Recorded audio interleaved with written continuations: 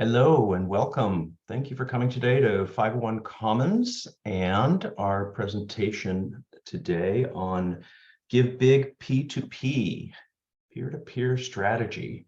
And for this today, we have our wonderful training crew, which consists of Ariel Glassman and Caroline Rensel from Common Great. We're really excited you're here today. If you get kicked out of the meeting or something, just come right back on in. I will let you in again. And if you have any other technical questions along the way, please use the chat. And if you have any questions for Ariel or Caroline, you can either raise your hand, interrupt them, or just go ahead and put something in chat and we'll make sure that that gets read, okay? So I'm going to turn it over to Ariel and Caroline, and thank you so much for coming today. And we look forward to working with you on GiveBIG. Go ahead, Caroline. Good morning. This slide, just some of the fabulous things that 501 Commons can help your organization with. So just review and websites there. Let's see. And then just some housekeeping. If you haven't yet, be sure to check out the GiveBIG resources on the website and make sure you're signed up for the newsletter. It has some very helpful tips and trips and reminders about other trainings. Check those out. And then last thing, just so we're all on the same page, some key dates. Our early giving period is coming up here on April 18th. You need to have your page ready to go by April 15th. And GiveBIG this year is May 2nd and May 3rd. Okay. And now officially, hello, my name is Caroline Rensel. I am a consultant with Common Great and have been for about 2.5 years. Prior to that, I have worked in development shops, large and small, and I've done GiveBIG or giving days like GiveBIG for about 8 years. So I really enjoy them.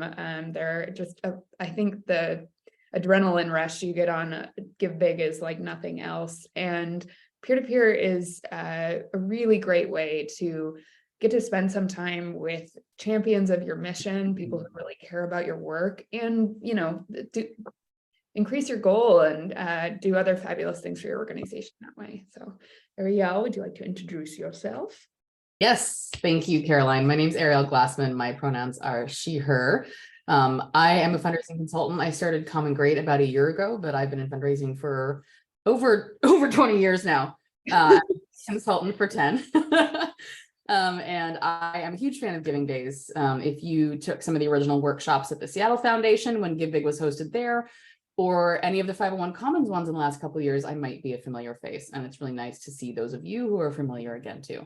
I love Giving Days. I love peer-to-peer. I think it's the heart of fundraising strategy embodied into one concept, very applicable here in other places. So I'm excited for us to talk to you guys about this today, because it's not just about GiveBIG. This is something that can really, it's a rising tide that can float the whole boat in other ways. So I will turn it back over to Caroline, as she's going to lead us through the presentation today.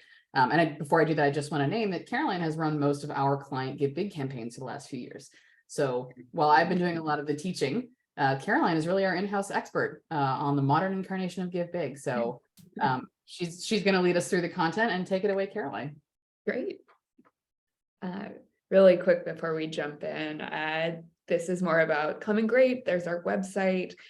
We do fundraising strategy campaigns. Ariel and I both love tools and tech, and we recently launched hiring specifically for development positions, fundraising positions. So if you need help on any of those things, check us out. I also wanted to shout out, if you go to our website, join our newsletter. It comes about once a month and has really helpful thing, I think, and same with our social media profiles. If you want to follow us on Instagram or LinkedIn, it's a great place to get some quick bite-sized tips and tricks that you might find interesting. Okay, and I also want to start today with a land acknowledgement.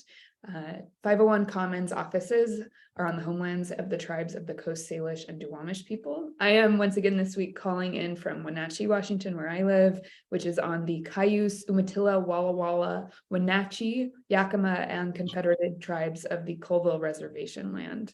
And land acknowledgements are a first step towards building real, authentic relationships and partnerships with Indigenous communities. So as we go forth in fundraising, just reflecting on that and making sure do that. All right, jumping in. Before you do, can I ask, can everybody just mute themselves real quick? We're getting some background noise congestion. Thank you. Perfect. That said, you'll have a chance to unmute yourself if you like at the end, or you can interrupt during the presentation if you've got a really burning question. We're going to save a lot of time to answer your peer-to-peer questions, but also if you have burning questions about GiveBIG overall, this is your time. So we're prepared to work through that with you. But first, we're going to go over what is peer-to-peer fundraising, why do it, and why you might want to do it, and if this is the right moment to take this leap, or if you're going to employ it as a strategy later on, who you need to ask to do it with you, because fundamentally it does rely on other people, champions of your mission that you're going to bring in on this effort, how to sell it yourself and your peer-to-peer fundraisers up for success. Large part of that is putting together a great toolkit for your fundraisers. And then at the end, just a couple quick sides on how do you evaluate peer-to-peer and how do you steward those fundraisers to make sure that they keep coming back. At a basic level, peer-to-peer is an expansion on a strategy you already have. So on the left, we have what I would call a basic parent campaign. So if you've participated in GiveBIG before and not done peer-to-peer, this is what step one is. It's your overall fundraising campaign with a discrete goal. You're soliciting your community to support you. Peer-to-peer is just an expansion of that. So you're still going to have that parent campaign, but you're going to have multiple child campaigns, which are separate pages that feed into your overall fundraising page, set up by volunteers, donors, board members, anybody who's going to lead a peer-to-peer effort on your behalf. They are, again, connected, but a peer-to-peer page is going to have its own description. Like, I am going to write about what particularly excites me about your mission and why I am peer-to-peer fundraising on your behalf. That's the basic definition.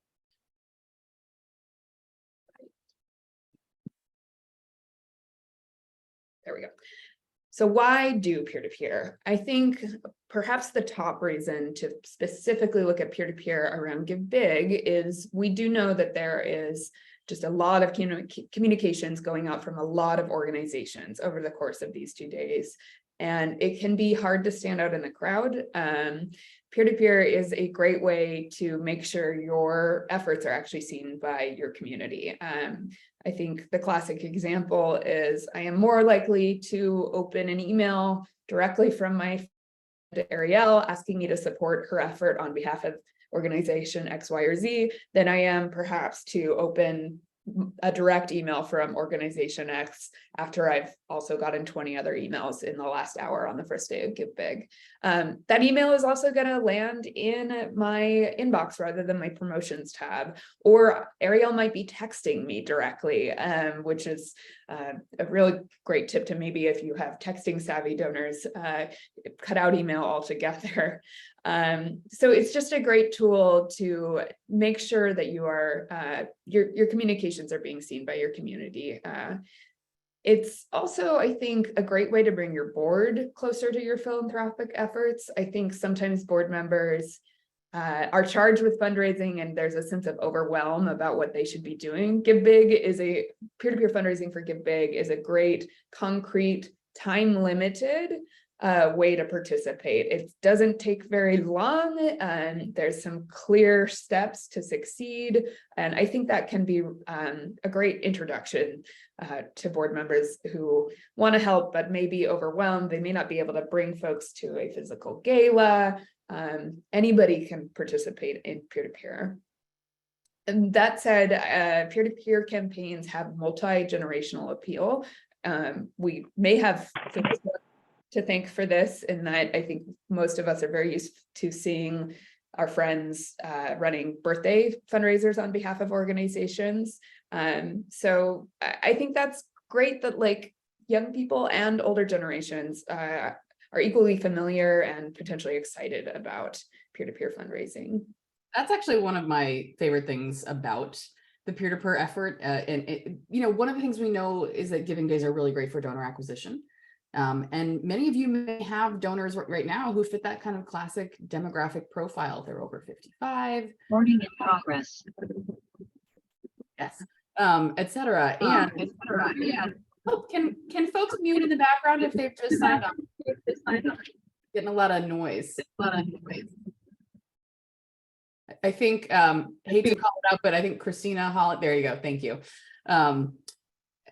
Coming back to the multi-generational appeal of peer-to-peer, this is a way that you can actually help get younger on board, people who maybe don't fit that traditional profile, and be inclusive of those folks in this effort to garner new donors. Yet it also is something that your current donors will probably like and may even participate in and become fundraisers on your behalf. So those items number 3 and here 4 are like deeply related and important for us to understand as like the demographic world of our donors and our giving and our philanthropy is shifting rapidly around us. Absolutely. And I think, GiveBIG has historically been a great time for new donor acquisition in general, but peer-to-peer is really going to amplify that because it's helping you get in front of a new group of people that you don't have access to. They're not already following you on social media or on your newsletter list. So if your goal this year is, not just a certain number of dollars raised, but a certain number of new donors brought into your pipeline, peer-to-peer can be a great tool to help you accomplish that. And I also think peer-to-peer. Unfortunately, we haven't evolved. Sorry, Carolyn? Yep, I'm here. Oh, I think. sorry about that. I just right. want to add something to that. We know from our stats that over 20% of the people that donate on GiveBIG days are new to the organization. So this is an acquisition method. And so the peer-to-peer campaign can help. Sorry, I just want to throw that stat in there, Carolyn. Go ahead. That's great. Absolutely. And the final point I want to make is I feel like sometimes asking people to be peer-to-peer fundraisers on your behalf can feel scary or intimidating. You're asking somebody to do work for you. But I actually think there's a perspective on that, which is it's a chance to bring those donors and volunteers closer to you. You're bringing them behind the scenes. They're a special group of people you're going to work with, and it can actually be a good cultivation tool. It's giving you some direct contact with those folks you might not have an opportunity to have otherwise. So just kind of thinking about that. So is peer-to-peer right for you, this year, for GiveBIG, for a campaign later on? I don't want to dissuade anyone from participating, but I think it's important to just evaluate, because this isn't a required thing to do, whether this is the time or if you're going to learn a lot today and maybe employ it later on. So the first thing to think about is, have you done a peer-to-peer campaign in the past? If you have, you probably know what you're getting into. It may be quite easy to roll that skill set out. You may have a sense of who you're going to approach. This stage in the game, probably pretty easy to initiate a peer-to-peer campaign if that's your choice. I also think just thinking about what your internal capacity is for one more thing in the next month and a half is important. If this is going to be the straw that breaks your development director's back, it's optional. You don't have to do it. And that's just an important thing to keep in mind. And I just want to comment extra here, because I know that we work primarily with small, mid-sized organizations, some of whom have real capacity challenges. And I know some of the folks in this call, I know you work for organizations that are small, mid-sized, and that may not have just all the money or resources or staff time in the world to throw around. I just want to create a permission structure for you to really absorb that second point. GiveBIG peer-to-peer might be the exact right thing for you, but we always want to be thinking about sustainability. We always want to be thinking about the long run. So it's okay if you walk away from this going, oh my gosh, this is awesome. I'm totally doing it next year. We want you to do it this year if it feels right, but I want to name that and make sure that everybody knows that this is truly something to do if you feel like this is the right moment and you can set it up to succeed, but that you don't have to. And one of the reasons I say that is because if you start now and it isn't the right time, and you maybe don't have the capacity you thought, the people who you solicit to do this work with you are going to have a less than ideal experience. And that might teach them and your staff and your board that peer-to-peer doesn't work when we know it does, but the investment in it is what sets it up to succeed. So I wanted to kind of talk about that dynamic a little bit and create a permission structure for you to really think about whether this is right for you. We're not just like lip servicing that concept. Exactly. And, if you do determine this isn't the time, in the next month, you can use peer-to-peer for something like Giving Tuesday. Do your own campaign sometime in the next 6 to 9 months. Like all of these skill sets are really applicable. And if you can, we want you to use them for GiveBIG. But yeah, just to name, like there are other opportunities if this seems like too much right now. That said, if, for example, you have a really robust group of volunteers who, are just ready to dive in on something like this, you might be really well positioned. So we'll talk more about who to ask, but again, volunteers are often a great place to look for peer-to-peer fundraisers. And personally, from an equity perspective, I love that peer-to-peer is a chance to celebrate people's skill sets outside of just their ability to donate. So if someone doesn't have large capacity to support you financially, this is another way they can support you. We'll talk a little bit more about that. And then one more consideration with that is whoever you're asking, whether it's your board, a group of volunteers, are they tech savvy? I think the Washington Gives Mighty Cause platform is actually pretty intuitive, but if setting people up to do peer-to-peer for you is going to require, hours and hours of one-on-one phone calls to talk people through the back end, this might not be the choice. But if you have people who are like, oh yeah, I am all over a tool like this, and you don't have to worry about them as much, and they can be a little more self-sufficient, that may make it an easier choice for you because you're not adding to your workload. So who should be a peer-to-peer fundraiser for you? I think when we're looking at donors and volunteers, looking at loyalty, consistency is maybe the first place to start. It's funny because monthly donors actually are there might be a big overlap between who is a monthly donor to your organization and who might make a good peer-to-peer fundraiser. I say that because our monthly donors aren't necessarily our largest donors, but they tend to be folks who might be our most engaged donors. They're really passionate about our mission, to the fact that they signed up to make a monthly commitment to you. So those might be folks to look at. And then just in general, how recently somebody has participated or given, how frequently. If someone last gave 5 years ago and hasn't really been in touch since then, probably not going to ask them to be a peer-to-peer fundraiser. But if somebody is giving to every campaign and responding to all of my thank you emails and super excited to engage in that way, they might be a really good prospect. So just something to think about there. I just want to chime in here and ask and then answer the question. What did Caroline not say in those first two examples? She did not say the words major donors. Major donors might be lurking in people who exhibit those other behaviors, but what we see over and over again is that the size of somebody's own donation really does not correlate to how good a peer-to-peer fundraiser they're going to be. As Caroline said, you're asking someone to do work on your behalf. You can make it feel fun, but it's still work, it's still effort. And the people who are most likely to actually see that through are the people for you have data points that demonstrate they have real skin in the game. I'd rather have a peer-to-peer fundraiser as somebody who gave $250 for 4 years in a row than somebody who gave you $1,000 3 years ago. No question in my mind. So don't conflate major donors with being the only target here, the way we often tend to think about or prioritize people with high net worth and other fundraising efforts. Absolutely.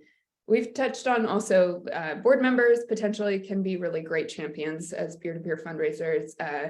That they're in it with you. They're going to take less explanation about why this is important for you. If you have a volunteer who's showing up every week, every 2 weeks, every month, this may be a really natural extension. And again, if you're in person and working with them, you can kind of gauge this out in person, have a conversation with them and explain it.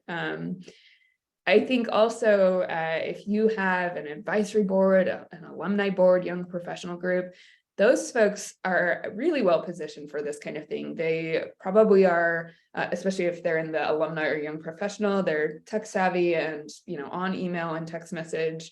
And they may have been asked less frequently or less recently to fundraise to help, in your philanthropic efforts overall. So if your board is a little exhausted and you have an advisory group, perhaps for GiveBIG, that's who you turn to this year. And within that, and also just, not necessarily within any organized group in your organization, if you have a strong connection to someone who has a really strong professional and personal online network. They are, connected to a lot of folks, and they're willing to send emails or reach out on your behalf. Those kind of champions could be worth approaching. Sometimes this looks like former staff who are still really engaged, or like former board members. So just kind of thinking outside the box about who's a great connector, who's that person who just seems to know everybody and can help you, get access to a few more folks who may be excited about your mission but don't know about you yet. Sponsors are actually an interesting one to consider here too.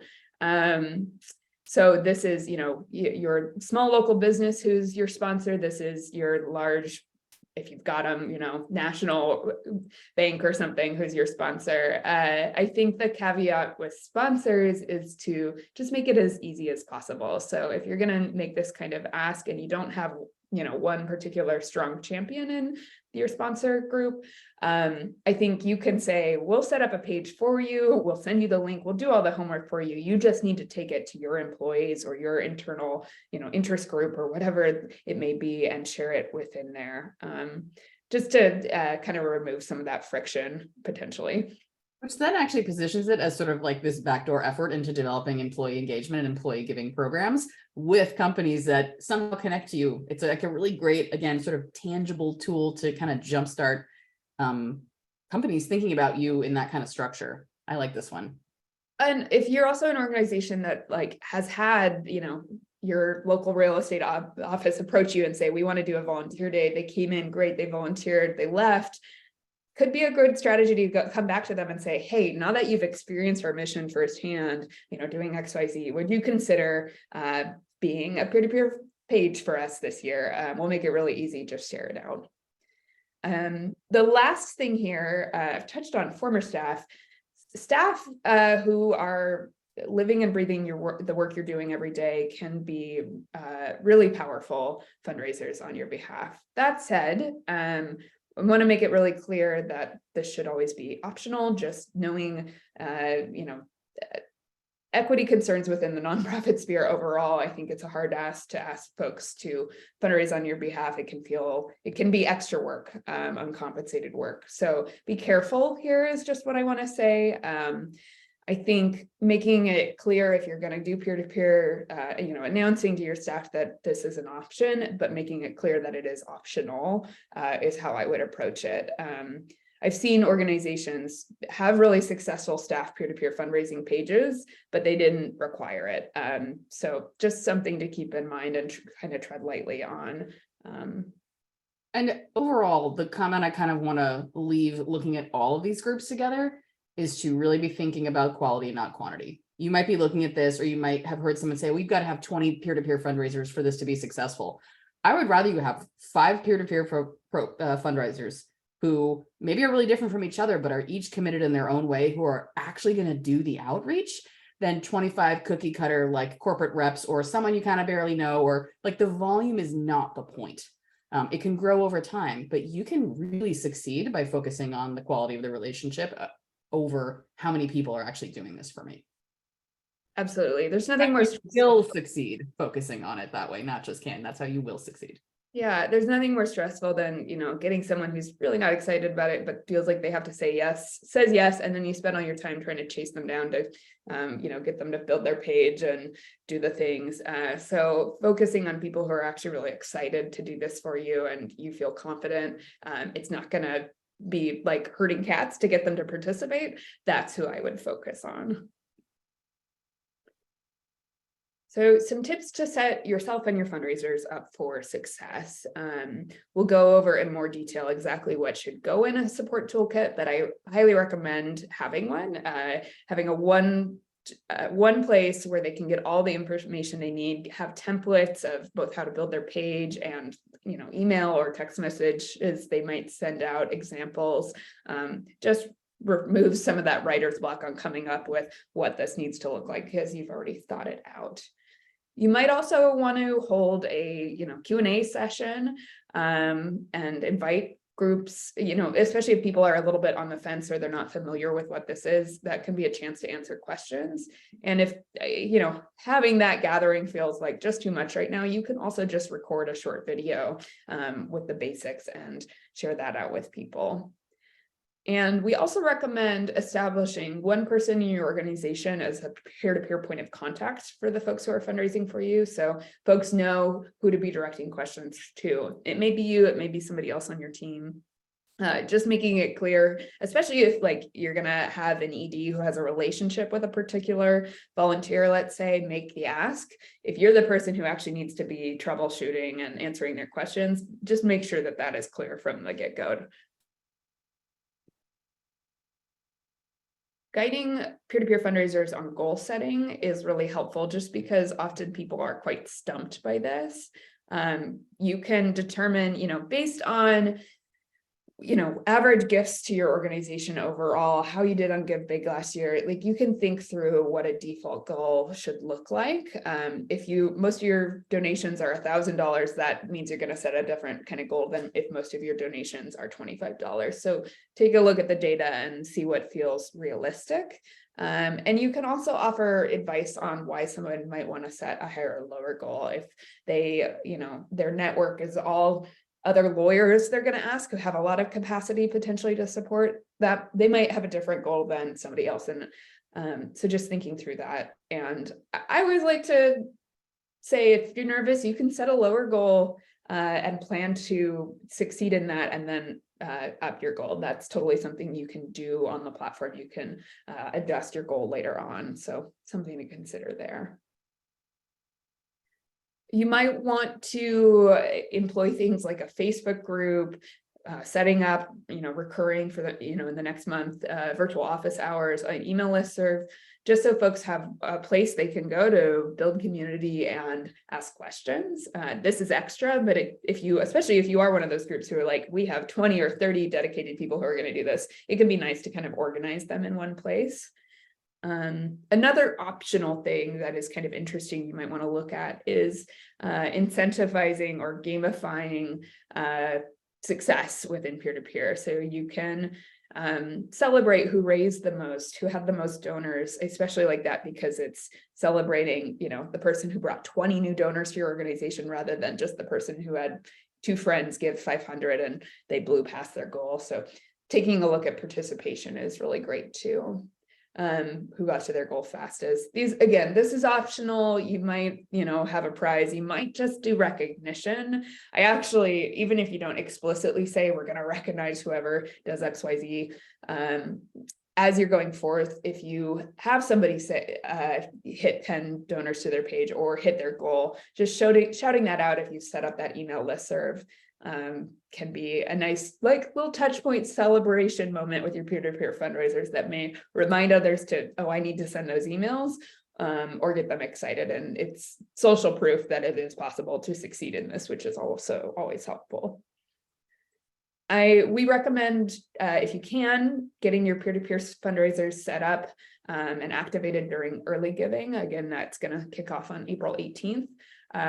Just takes the pressure off only having 2 days to do, gives them a little more time to achieve their goal. So that can be something to look at. It also is really helpful because it'll start your overall page with more progress on your progress bar, closer to your overall goal, which is really, really helpful to just not start at 0 on day 1. It just feels better, I think.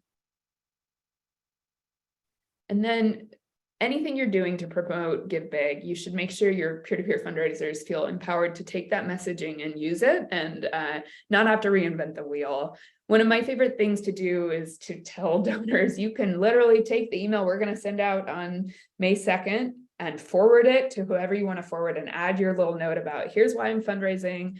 You can see more information about this organization below. Same with social posts, making it clear that you can reshare our posts, and that's actually really helpful, that they don't need to come up with everything themselves, and making sure that they're signed up on your newsletter list. Make sure if they've unsubscribed, they re-sign up, and that they're following you if you're going to go the social media route. And then some care and keeping of yourself as a peer-to-peer organizer. I think it's great to make sure both before and after the campaign, you're tracking in your database on additional peer-to-peer data. So I want you to be able to next year to be like, not have to think really hard about who actually did this and how did they do. You're going to be tracking that in your CRM, and just make sure that you have the tools you need to be able to replicate this in the future if you want to, or be able to report out on how you did. We'll talk more about that at the end. Just as you might have designated one person as the point of contact for peer-to-peer support, that person can be a board member or another volunteer who you really trust, or maybe who has done this before. It doesn't have to be you. And even if they're not the point of contact, they can be your champion. So like choosing one board member who's going to present to the other board members about how to do this and get them excited can be really useful. And then again, just having your storytelling and stewardship help early if you need it, having those video assets and photos and all those things ready to go and organized early is really helpful. And also on stewardship, if there are other members on your team who can help with thank yous, even if it's just over the course of May 2nd and May 3rd, that can relieve some pressure from you so that you can deal with, other things if they come up. Okay, as promised, we'll dig a little bit more into your peer-to-peer toolkit. Most basic information, you're going to say what GiveBIG is, when it is, and why you're participating and why you're asking folks to do peer-to-peer campaigns. You want to talk about what your goals are for your overall campaign and how many new donors you're hoping to acquire. And also, again, in here, put a suggested goal for their individual peer-to-peer page. Some guidance on who to ask and when and how. This is going to be super unique based on who you're asking and who your community is in general. So I don't have anything super clear to say, but again, the example is if you're somebody who knows that their volunteer is really involved in their PTA, you might say can you turn to other folks in your PTA? Oh, I see a question from Kristen in the chat. CRM stands for Constituent Relationship Manager. It just means your donor database. Thank you for that. Got a little jargony there. And then guidance on when to ask and how, again, going over that email and text message may be more successful than just posting broadly to everyone on your social media accounts. That targeted approach tends to work better. So making it clear that they know that if all they want to do is post on social media, that can be fine, but it can be helpful to outline that directly emailing folks or texting them can work a little bit better. You can set up yourself a sample peer-to-peer page on the GiveBIG Washington Gives website and take screenshots and or give sample text for what your description is. Sharing what your overall organizational GiveBIG page will look like can be helpful because they can definitely use or reuse language from there. And again, I like to give, it feels a little boilerplate. I like to encourage folks to personalize them, but a sample email to send, sample social media posts if you're using any particular hashtags, all of that stuff you're going to put in this one kit. As well as if you have particular graphics or video assets you want them to use, you can put together a Dropbox or a Google Drive folder and just pop that in there so folks have it. And if you're going to go the incentivification or gamification route, just outlining that there so folks have that information. This sounds like a lot, but I would also say you could be pretty concise on this. 2 pages is probably pretty ideal.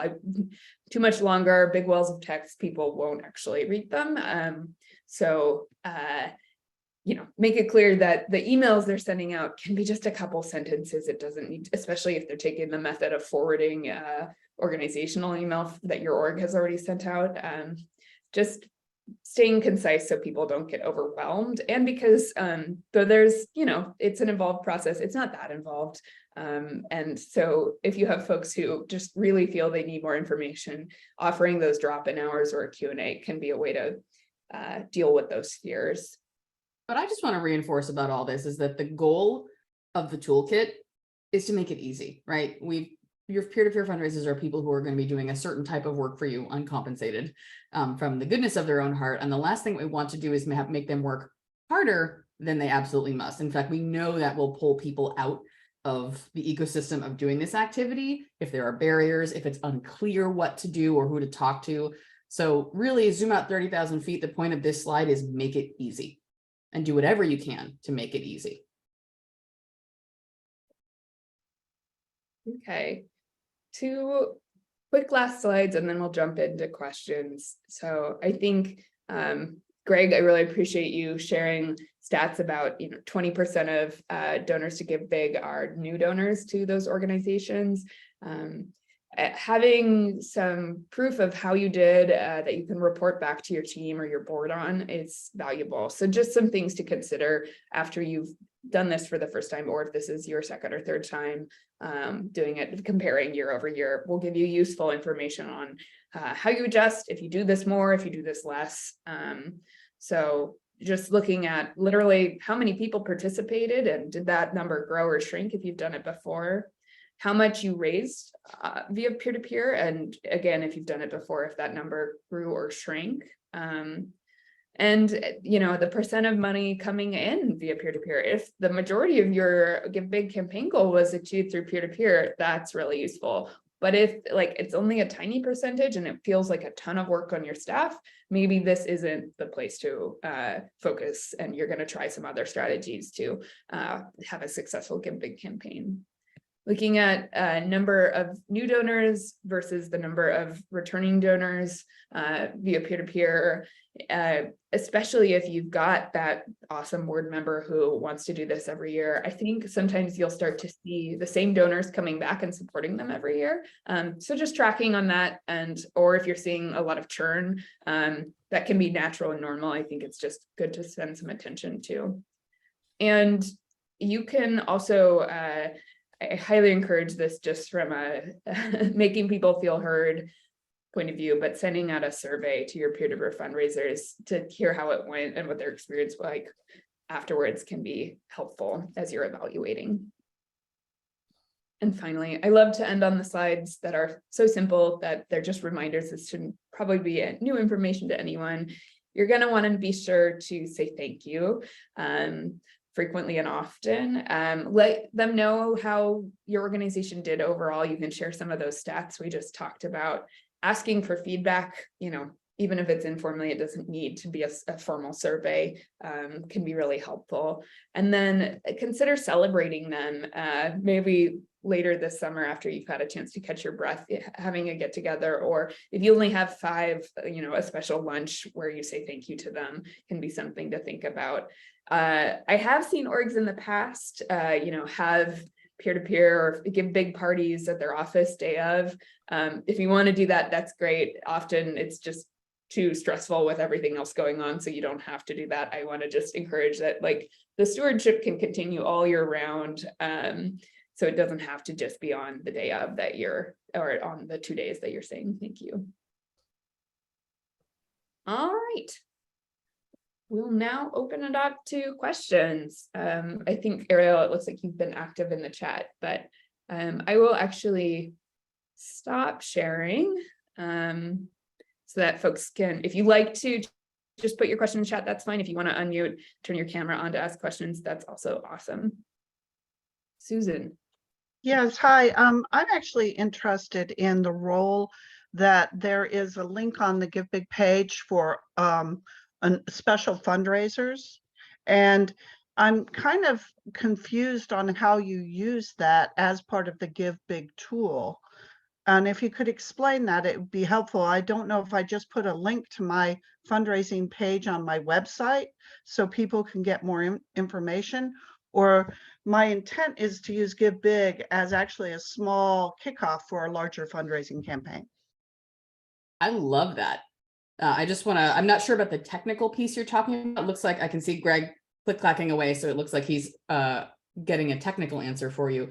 From a strategy perspective, if you have a campaign in spring that might appear to conflict with GiveBIG, using GiveBIG as a launch to sort of build the momentum using the Washington Gives platform as an acquisition tool, since new people who don't know you will be on it, is a great idea. Whatever tool you're using to fundraise for your bigger campaign, or you can also use Washington Gives to coordinate that. You can take the amount of money raised on GiveBIG and use it as like the seed money in whatever the other tool might be to show progress towards a bigger goal than just GiveBIG itself, like from the start. So I just want to validate that strategy. I love it. You will often see organizations do that with Giving Tuesday in the context of launching a year-end campaign fully. Yeah. And Susan, I think maybe you're talking about, so I have my organizational page on GiveBIG and there's a button that says donate and there's a button that says fundraise. Is that what you're talking about in particular? There's actually another below the organizational, there's a little place that says special fundraisers. I think I don't have it up. And I go in there and it appears that all I can do is put a link in there, that I can't actually put verbiage in there. And that I'm trying to clarify what the purpose is of that element. And the way I would use it is potentially linking it to my web page, which is much more descriptive of the larger umbrella of fundraising for our organization. I'm not sure we're going to be able to diagnose specifically this unless you screen share and show us. But one thing I will say is that it really behooves you to actually pad out your profile on Washington Gives and not rely on sending people to your website to look for more information on you. A couple of reasons. Number one, it's an extra step. It takes them away from the donation portal, and you do not want anybody giving on your website during GiveBIG. You want them giving on Washington Gives, because otherwise it doesn't automatically show up. It doesn't automatically get rolled into your match. It doesn't count towards that total. You can manipulate it on the back end, but that just makes your life harder. So if your intention is to sort of use your website as the place to send people, but GiveBIG as the tool, I wouldn't actually do that. I would fill out the profile, especially because people are going to find you from the platform who have no idea who you are, and you should not make them work to understand who you are at all. So use your profile instead of your website. Thank you. Awesome. Carolyn, I see your question in the chat. In the toolkit, do you have examples of prior nonprofits that were successful in their peer-to-peer campaign in prior years? Just to see what did they do. We have tried a couple of years ago with GiveMore24, but it didn't appear to generate new donors. Thank you. I mean, it's up to you. If you have, prior examples you want to share, that's great. I think, especially if you're, new to the Washington Gives Mighty Cause platform, I would actually advocate for going in and setting up kind of a dummy peer-to-peer page so that they can see what that looks like in this infrastructure. That may be more useful than pulling out, a page from GiveMore24 that is going to just be set up differently. I don't know that showing a totally different organization's GiveBIG peer-to-peer page from last year is going to serve you either, just because I think what element is going to be most useful on your average peer-to-peer page is how passionately they speak about your work and the personal connection that they're demonstrating. So I don't actually think there's any particular secret sauce that one organization has or another. I think just making it clear that the personalization aspect is probably going to be most compelling to your peer-to-peer fundraisers community. That is, I think, what I would focus on. Yeah, the reason that your GiveMore24 peer-to-peer campaign didn't go, I mean, there could be any number of reasons. We've talked through a lot of factors for success. So to Caroline's point, I'm not sure that necessarily viewing the way someone else did it is going to solve that issue. That said, could be part of it. And what I might suggest is usually after a year of GiveBIG, and Greg, correct me if I'm wrong, 501 Commons will publish or make clear like what were the top pages, who brought in the most money, who brought in the most donors. Those are clearly, campaigns that are succeeding overall, whether or not they have a peer-to-peer aspect. It's not, a bad idea to hunt down some of those lists and click through and see what those organizations did or are doing this year. If the, last year's profile is gone, just be aware that they may be operating in a super different context than you. You could be looking at Seattle Public Library Foundation being like, wow, how'd they raise $150,000? Your organization be so completely different in size, scope, mission, et cetera, that what they did you may not have anything to learn from them. So look for examples, but don't take them with a grain of salt and don't take them too literally for you. Look for lessons that can be contextually applied to you specifically. Yeah. And just oh, sorry about that, Carolyn. And just a quick side note, I just want to mention that we keep referring to Give More 24. That is a program under the Community Foundation of Southwest Washington. We're really excited to welcome all the nonprofits into Give Big this year, and that's what we keep referring to. Sorry about that, Carolyn. Go forward. And if you are one of those organizations, I will be teaching a workshop tomorrow, same time as this one, specifically looking at, great, you've done Give More 24. What is the transition to Give Big going to look like? And how should you, what should you change? What should you keep the same? Really specific advice. So come join for that one. It'll be fun. Okay, Laura has a question. Oh, yeah, I'll do Laura first. Technical question. If we set up a Teams page with individual peer-to-peer fundraisers, does the organization need to also set up an admin campaign for donors who are coming to us directly versus through peer-to-peer page? Yes, you still need that parent campaign in order to have child campaigns feeding into it. Yeah, you can't actually, I think, create peer-to-peer pages without first having that main organizational page. And even if you have peer-to-peer fundraiser pages set up, anyone at any time could still go to your parent page and make a gift through there that's not through one of the pages. So it's not either or. Yeah. Shitra asks, what are some good ways to stand out as an org for someone wanting to support local nonprofits that is just browsing the Washington Give site during Give Big? Excellent question. I think like video and great photos can be a tool here. We're visual creatures, so making sure you have those elements and not just a wall of text can be really helpful. I think yeah, having a concise but compelling description of what your organization does can also be really helpful. But I would encourage you, if you haven't already, to explore having a short video or a video that demonstrates your mission really in an impactful way. Just for those folks who are shopping around, that's probably going to be the most compelling thing if they really truly are brand new to you. Well, like, let's look at the specific interventions. I just went to the Washington Gives homepage just to sort of look at what the search tool looked like. And really, when you're searching or you're filtering, what you see essentially is an image that gets brought up that is functionally the organization's logo. Well, what if you actually use an image there that had your logo, but that maybe also conveyed more information, like images that convey what the mission is or what the outcome of what you do is, smartly graphically designed together so that you actually stand out from a what does this mean to the world way, and not just a my logo is pretty way on the search homepage. And as Caroline said, I'd like to echo, use dynamic media. You can also, let's say you've designed really great graphics that describe your impact and you've used them in different communications.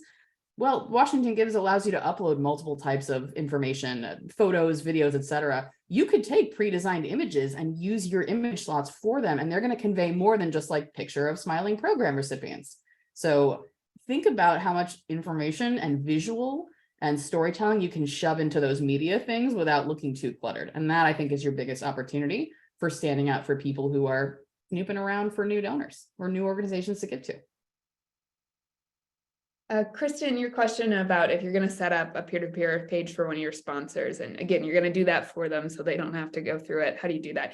Just like if you were an individual finding your setting up a peer-to-peer page, you're going to go through that button that way. There's not a on the back end way to set it up. So you're going to pretend you are the sponsor organization and go through that process for them.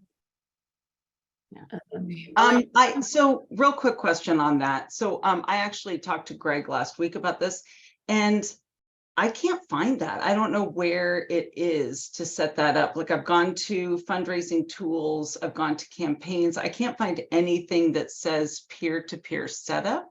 So that's where I'm confused. I cannot find it. Great. So literally I'm here on hello client whose page hasn't been updated from last year. I'm literally going to click this fundraise button and then go through the process of creating a fundraiser. So go ahead, click the get started. Go ahead. I want to see, sorry, can you show us, go to, because I've done this and I'm still not sure what to do. Get started, build your fundraiser. So I created I had the the home page already set up. So Mhm. does this create a fundraiser underneath my homepage? Exactly, Yes. yeah. Yes, Okay, exactly. and then, so I just create one for each of those, because we were looking at the different things, like the different types of campaigns, like teams, and there were 3 different ones under create a new campaign, fundraisers, teams, events, and I wasn't sure which one I should be using. So you're saying go to the homepage, hit fundraiser, put them in, and then they will be a sub of ours. Yep. Cool, thank you so much. I really appreciate that. I just want to make sure I'm doing it correctly. Absolutely. Okay, Alejandra asked, do you believe that orgs who are first-time participants in GiveBIG and haven't done other giving days can successfully engage in a peer-to-peer campaign? So yeah, I think so. I think it's more to do with those factors we related in the workshop than you haven't done GiveBIG before. If you've done peer-to-peer for a year-end campaign or Giving Tuesday and that worked, great, do it here too. But also if you have those other ingredients, in your soup bowl, I think you can cook it into something tasty in terms of peer-to-peer success. But I would encourage you to go through that list we gave and like really kind of check yourself against those criteria. And if this is your first time and you have a board that may be willing to partner with you on this, that might be the first place to test this out, especially if they've not been asked to do peer-to-peer before. They can be your guinea pigs, and you'll see how that experience is with folks who are still going to be involved with you no matter how they do. Hopefully they do fabulously, but they're not going to be turned off if you aren't 100% up to speed and perfect on everything you're communicating to them, because they're going to know that this is your first time.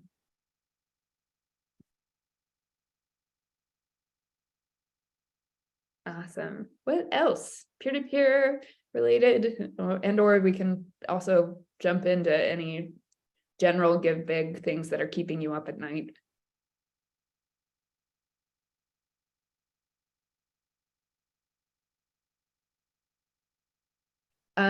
Greg will send out slides afterwards. Yeah.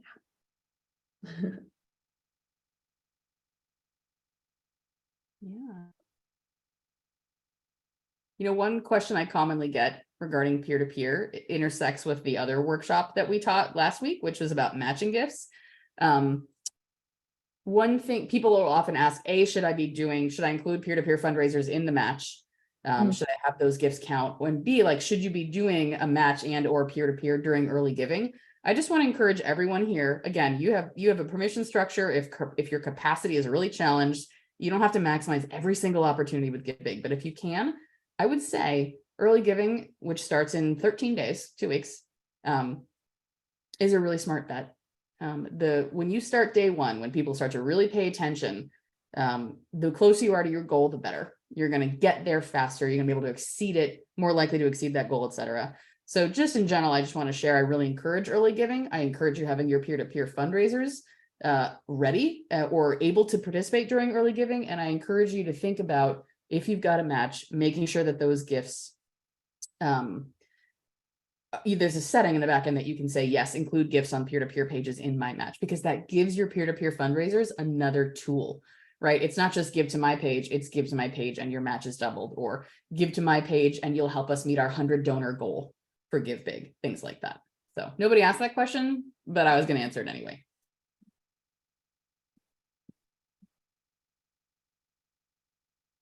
How much time do you allocate in advance to preparing for peer-to-peer, such as a toolkit, recruiting fundraisers? Good question. I think that one is just going to so depend on your exact situation and organization that it's hard to say. I would say, I don't know, Ariel, probably takes time, but I'd recommend an order of operations. Toolkit first, recruitment second, because when you recruit someone, you want to be able to attach that toolkit and say, I've attached something that shows you how easy it is to do this. It's only 2 pages long. Take a look. So yeah, it's kind of hard to answer how much time to allocate. If you've done it in the past, you might be able to just update those materials, but it might be an endeavor from scratch. We've totally seen people do a training, Alejandra, and we recommended having one as part of the scope. At the same time, if somebody's not around or they're not super tech savvy or for whatever reason, I think it's a missed opportunity not to have that information written down and visualized and able to be opened as an email attachment at 3:30 in the morning if you so choose. Yeah, it's not a bad idea, especially if you just have a handful of folks to say, we are all going to jump on the computer at the same time on Zoom and go through creating our peer-to-peer pages together. It can just make sure folks get it done in a timely fashion, which may be the major hurdle, and you can answer all their questions in real time. Let's see, Carolyn says, did you miss a webinar on setting up the new profile? I'm not sure, but I think for anything really technical like that, those are really great questions for you to follow up with Greg after, since Caroline and I are not necessarily clued into things like EFT bank information stuff. My guess is that the answer to that EFT banking question is that April 15th is going to be the deadline, though, because your page locks up. But Greg, if you know something different, let us know. Yeah, I believe you can add it later, the EFT, but you have to be approved already. So make sure that your profile is approved, and then you can add it at the future point. One more thing about the functionality of the website, I just want to add, excuse me for jumping in. If there are any more questions, did I miss something? Feel free to, you can change things as the campaign moves, okay? So on the second and third, I'll leave this over to Ariel and Caroline, just I'll let them give some examples maybe. But I think it's a really cool tool to use. Definitely. I think I touched on a little bit, you might want to set a goal that you adjust later on. So you're not locked in and also if the April 5th deadline is you're still figuring things out, and you can upgrade or downgrade your goal later, or announce a stretch goal and increase your goal if you hit an initial goal. That's like the number one thing I probably adjust on my page. If you add matching gifts because you are working on that right now and they may not come in during early giving or by April 15th, you can definitely add those in later. I believe you can also adjust the description on your page. Is that correct? If you needed to, I'm not sure why exactly you would need to. Hopefully that language is set up by April 15th and you're not tweaking too much, but if you needed to add something there, you could. One more tip I would add, and maybe Ariel and Caroline could speak to this also, but is have something in every campaign. Have somebody give $10 or something. I don't want to start a campaign. I don't want to go into a campaign that has 0. I look like and be the first person there. I think it looks good if you've got something in the bank already, and it could be just a $10 gift. That's just perfect. That's something. I actually like to, if specifically for peer-to-peer pages, like your organizational page, definitely, if turn to those board members or whoever are going to give and ask them to prime the pump by giving early and often. But for peer-to-peer, I think there's something to consider about encouraging your peer-to-peer fundraisers to support at any level their own page. I think it's much harder to ask my friends and family to support something that I am not myself actually putting financial support behind. There's all kinds of situations. Perhaps there's an argument for not doing that depending on the individual, but in general, even if it's a very small gift, your peer-to-peer fundraiser should have a little bit of skin in the game. So maybe the first gift is giving to your own page.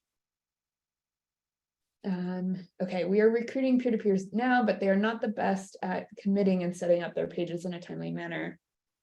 If you could confirm if peer-to-peers can be added after April 15th. I am confident. Yeah, I've had definitely people surprise us and set up peer-to-peer pages on, the first day of GiveBIG last year. So yeah, that definitely can happen later. But sometimes early deadlines and, giving them a target of April 15th or April 18th when early giving launches is not a bad thing.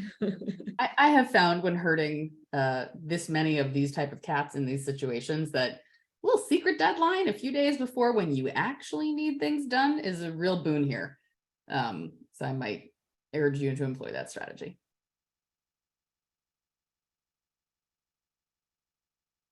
Okay, we're just at 11. There's anything urgent that anybody still has to ask, we can do that. Otherwise, we'll wrap up here. Awesome. Oh, Casey. Oh, I see applause. Thank you. Thank you, everybody, for the questions, etc. Look for a follow-up from Greg. We really appreciate you spending time with us today. And like Caroline said, if you have more follow-up questions for us, reach out on our website or our socials, and we're here. So Yeah. great to see some of you again. Great to see some of you for the first time, and may the fundraising force be with you.